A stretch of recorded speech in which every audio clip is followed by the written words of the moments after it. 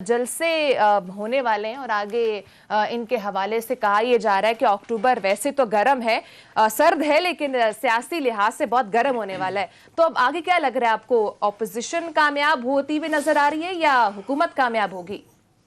पता नहीं कामयाबी का पैमाना क्या आपका है, मगर इसमें कोई बहस नहीं रह गई है कि कोई शक नहीं रह गया कि ये जलसे बड़े होंगे।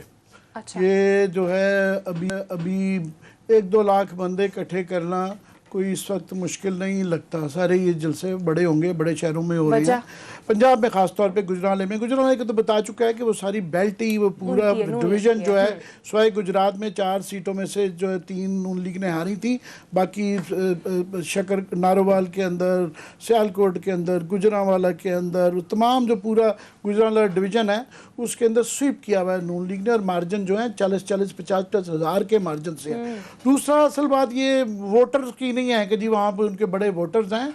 बात इसके अंदर जो सस्पेंस रह गया हुआ है ना, वो इस बात का रह गया हुआ है 2-3 चीज़ों का। एक कि खुदा ना खास्ता इस वक्त जो है ना एक इंटरनेशनल इन्वायरमेंट इस तरह है कि तकरीबी कार्रवाइयों का ख़तरा रहता है। ये वैसे हर दफ़ा कहा जाता है, मगर इस दफ़ा ये है ख़तरा। दूसरा, कोरोना चल रहा है। एक तरफ अपोजिशन का खास तौर पे ये स्टैंड रहा हुआ है कि जनाब ये लॉकडाउन होना चाहिए, गवर्नमेंट कहती रही है नहीं लूज लॉकडाउन रखना है।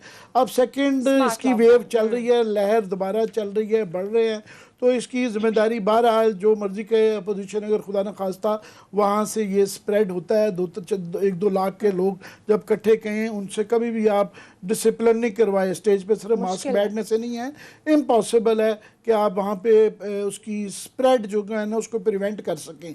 ये एक है। सबसे ज़्यादा जो सस्पेंस ये है कि उन जलसों में कहा क्या जाएगा, क्योंकि जो नवाज शरीफ साहब ने टोन सेट कर दी है, जिस तरह की उन्होंने बातें की हैं, उसके बाद मरियम बीबी कर रही हैं, वो तो सीधा सीधा अटैक एस्टेब्लिशमेंट पे कर रहे हैं। तो अब ये सस्पेंस है कि वो कितना इस दफ़ा जहर आलूद तकरीरें होती हैं, और साथ में पार्टियां जो हैं शामिल बाजा जो पीपल्स पार्टी और पार्टियां हैं वो क्या कितनी हद तक जाती हैं, मौलाना फजलुर रहमान के हद तक जाते हैं।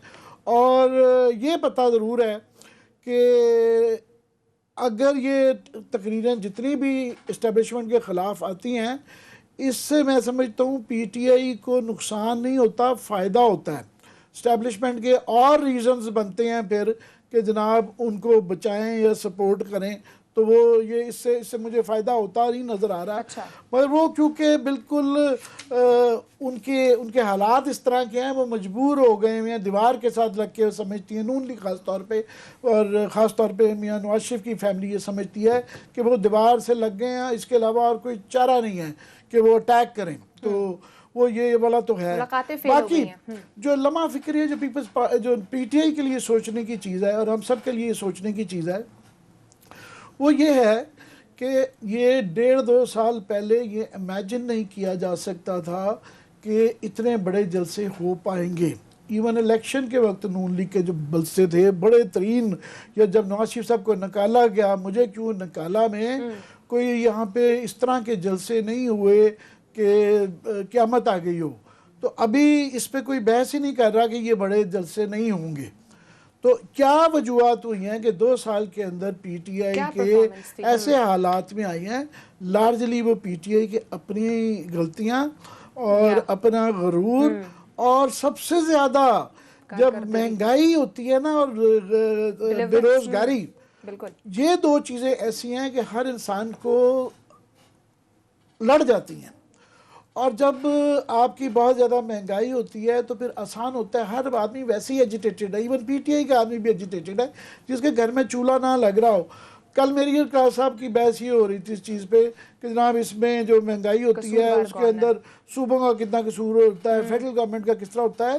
तो इसमें मैं बिल्कुल भी ये कहने की कोशिश नहीं कर रहा था कि PTI का कसूर नहीं है, चाहे सूबे भी तो 3 इनके पास ही है ना।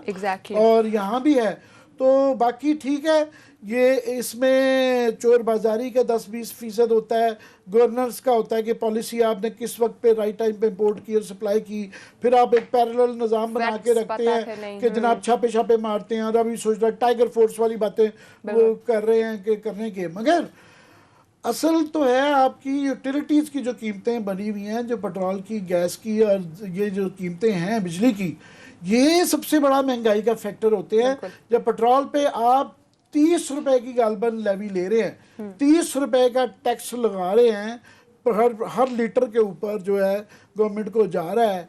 फिर गैस की साथ में अब कही जा रहे हैं कि जनाब वो होगी, लोड शेडिंग भी होगी, गैस भी नहीं होगी, मगर बिल लोगों की चीखें निकल गई हैं। और फिर बिजली की भी लोड शेडिंग भी अभी भी हो रही है। और बिजली का सबको पता है कि 38,000 की मेगावाट की जो है ना हम कैपेसिटी पेमेंट कर रहे हैं। मतलब ये है कि वो बेचें ना बेचें, बनाएं ना बनाएं, जो है उनको गवर्नमेंट ने कॉन्ट्रैक्ट पिछले 10-20 साल में जो किए गए हैं, तमाम हुकूमतें इसमें शामिल है, पीपल्स पार्टी भी, नून लीग भी और मौजूदा गवर्नमेंट भी जो है इसमें शामिल है। तो वो इतने बुरे कॉन्ट्रैक्ट किए गए हैं कि हम 18,000 मेगावाट मैक्सिमम शायद यूज़ करते हैं और जो 20,000 के उनको पैसे एक्स्ट्रा जा रहे हैं। इसलिए सबसे बड़ा फैक्टर ये है। और ये जो गवर्नमेंट, इस पर मेरे पास बहुत ज़्यादा तफसीलात हैं कि गवर्नमेंट की जो नेगोशिएशन IPPs के साथ चल रही हैं वो क्या हैं, और ये गैस बिजली की महंगी होने की वजूहात जो हैं वो क्या हैं।